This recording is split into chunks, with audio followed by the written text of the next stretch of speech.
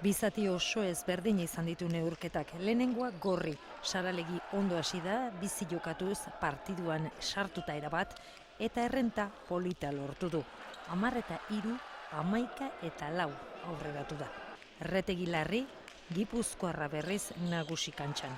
Gero ordea erditik aurrera erabat aldatu da norgehiagoka. Saralegi nekatu eginda pixka bat eta Erretegik berriz min handia egin dio bere pilotarekin. Aukeraketa egunean biziegia iruditu zitzaion Nafarraren pilota Saralegiri eta gaur ezinean aritu da. Ikusi da ez, gaur hasieratik bote handi ezagen da pixka berotu denean, ikera eta bea pelotari komodo jokatu dut eta ni berriz ezin dut. Se ha puesto muy botona, pero bueno, las pelotas estaban ahí para elegir y cada uno elige las suyas. 18-2 partziala lortu du denbora gutxian Erretegik 11-4, 13-22 joan da. Amaieran Saralegik 13, Erretegik 22. Hiru izango du aurkari igandean finala ordenetako ligaxkako lehen partidan. El actual subcampeón y le da mucho, ¿no?